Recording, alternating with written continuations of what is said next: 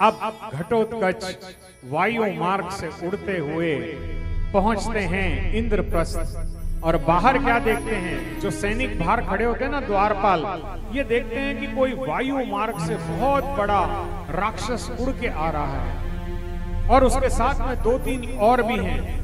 तो वो ये चिंता करते हैं कि कहीं हमारे ऊपर हमला तो नहीं होने वाला है। मैं जाकर के राजा को अभी सतर्क करता हूं कि कोई वायु मार्ग से उड़ करके आ रहा है। और द्वारपाल जाता है और वहां पर कौन कौन विराजमान होते हैं, वहां पर युधिष्ठिर, भीम, अर्जुन, नकुल, सहदेव और स्वयं द्वारकाधीश भगवान श्री कृष्ण वहां पर विराजमान होते हैं। बोल द्वारकाधीश भगवान श्री कृष्ण चंद्र जी की जय हो। अब जब वो देखते हैं तब वो द्वारपाल कहते हैं कि हे प्रभु, कोई वायु मार्ग से उड़ करके हमारी राजधानी की ओर आ रहा है, लगता है कोई आक्रमण होने वाला है, हम क्या करें।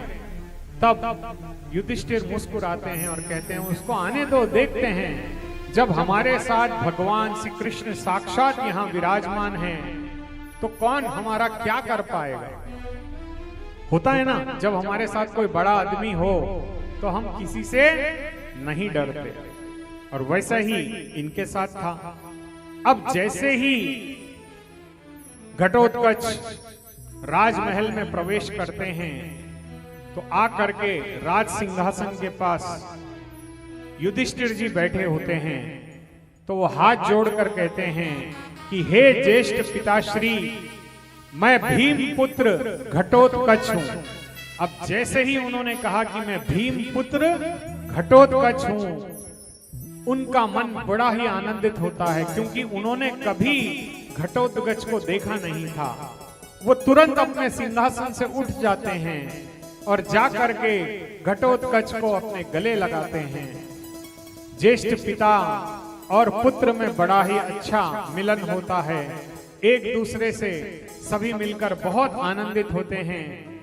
भीम अपने पुत्र को देख करके बड़ा आनंदित होता है।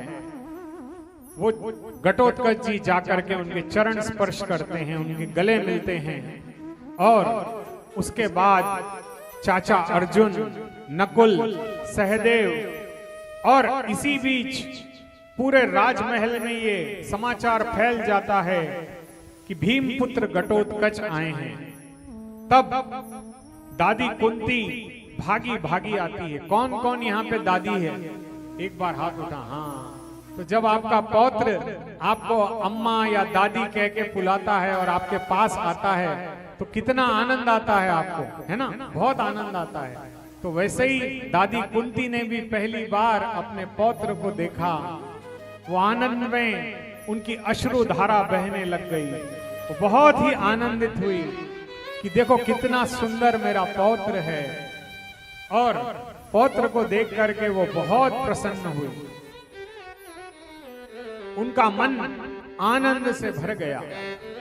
उन्होंने अपने पौत्र को बहुत ढेरों आशीर्वाद दिए, और इसके बाद घटोत्कच जाकर के साष्टांग दंडवत करते हैं मेरे गोविंद को। बोल द्वारकाधीश भगवान की जय हो।